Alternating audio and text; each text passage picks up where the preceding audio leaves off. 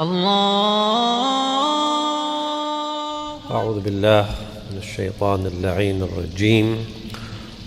بسم الله الرحمن الرحيم، وأفضل الصلاة وأتم السلام على أشرف الخلق وسيد المرسلين محمد المصطفى وآله الطيبين الطاهرين. اللهم صل على محمد وآل محمد.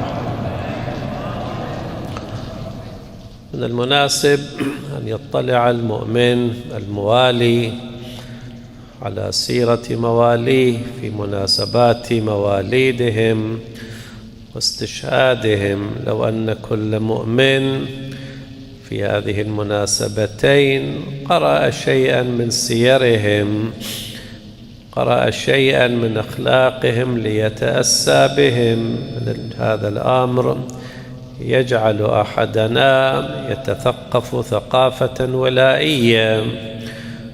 والكتب المرتبطة بأئمة أهل البيت منها روائية ومنها تحليلية. إن أردت الروايات المجردة عليكم مثلا بموسوعة كتاب بحار الأنوار، لكل إمام نعم جزء من هذا الكتاب يتناول سيرته. إن أردت الكتب التحليلية فيها تحليل، فيها مناقشة إلى آخره. الكتب كذلك في هذا المجال كثيرة، طبعا بشرط أن يكون المؤلف والقائل ممن أعطي شيئا من النور، ليس كل تحليل يؤخذ به. أمير المؤمنين صلوات الله وسلامه عليه له محطتان، بل قل 3 محطات. استشهاده في شهر رمضان المبارك المناسب من الليلة 19 ليلة الضربة إلى ليلة الشهادة.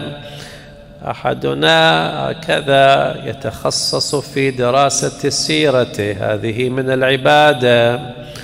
سمعتم في ليالي القدر من أفضل الأعمال طلب العلم، ما المانع أن تجعل شطرا من أعمال ليلة القدر اطلاعة على سيرة هذه الذوات الطاهرة. ومنها في ميلاده في الليلة 13 من شهر رجب.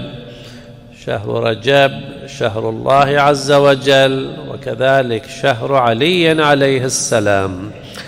والثالث مناسبة الغدير وأسبوع الولاية، المباهلة، التصدق إلى آخره.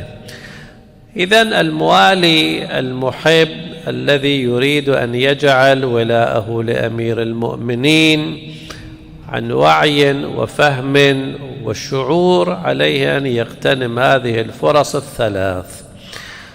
أما هذه الليلة جولة في مناقب علي وصفاته، جعلت حديثي في مربع ذات 4 أضلاع. أولا علاقة علي بربه، ثم علاقة علي عليه السلام بنبيه، ثم علاقة علي عليه السلام بشيعته، وأخيرا علاقة علي عليه السلام بهذه الدنيا برمتها.